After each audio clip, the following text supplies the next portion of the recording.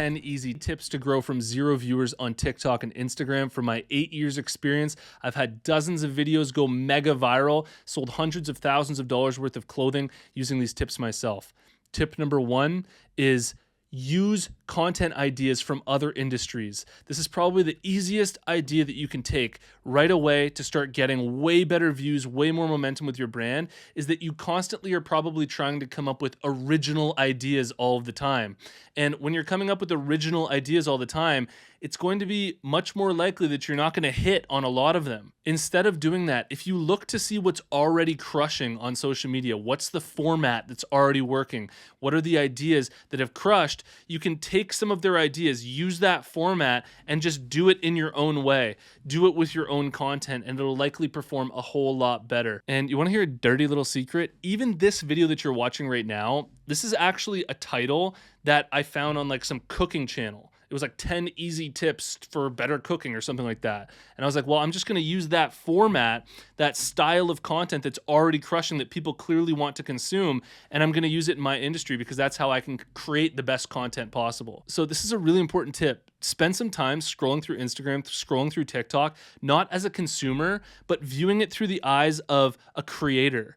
What is some of this type of content that I could create that's just like this video that has millions of views? How could I create a video similar to it, but do it differently in my space, and that'll crush for you? The second tip is to tease the intro as long as you can.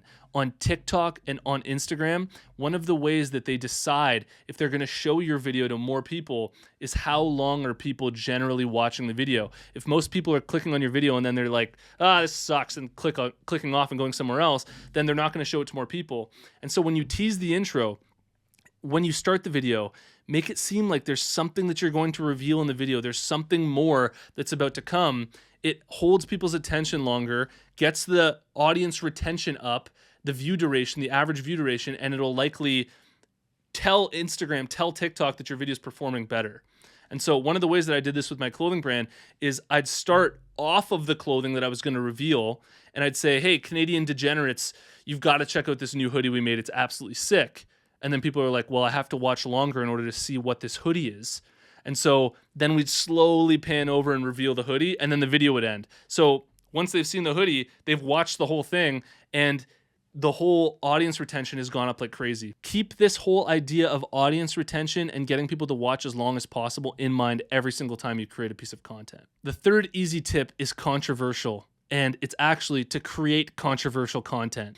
I know that a lot of brands, a lot of people that are trying to do social media don't want to push it. They don't want to do anything that they're not comfortable with, and I'm not telling you to do that.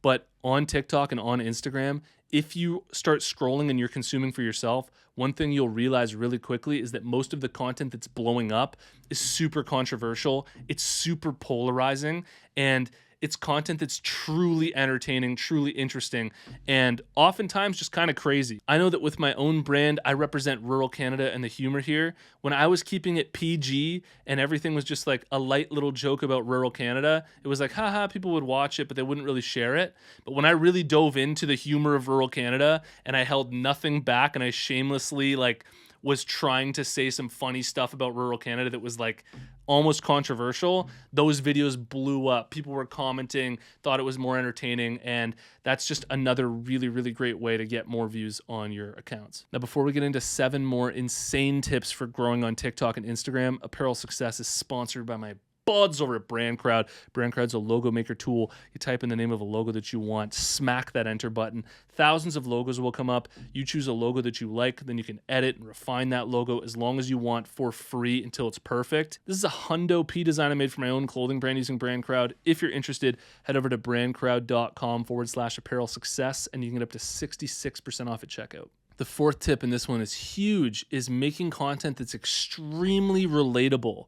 Almost every piece of content that's gone mega viral for my brand, we were making a joke about something in rural Canada that people could relate with like crazy. Maybe it was trying to drive in the snow in the wintertime. And people are like, oh my God, yeah, that happens every single time I drive in the winter. And people can't help but comment and engage in it and like it. If you're ever scrolling through Instagram Reels right now, just like you get stuck in that vortex, just like consuming content, a lot of that content is just so relatable.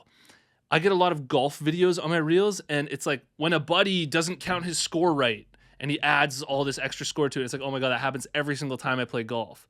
And so if you think about this when you're creating content, how can I relate to people within my audience that I'm trying to connect with as much as possible? It'll help your content like crazy. The fifth tip is don't sell anything. You need to almost get into this headspace when you're creating content of just being 100% giving. You want to think about yourself almost like you're the sun.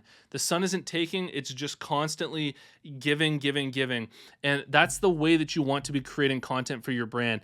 Everything that you're creating, if you're just trying to take, if you're just trying to get a transaction, if you're just trying to get the sale, people feel that. They hate that coming up in their feed, and they're just going to skip it. And when they skip it, that audience retention goes down, people don't watch it to the end, and the video does bad. And that's why your videos likely don't have a lot of views, is because a lot of your content, maybe you're just trying to sell too much.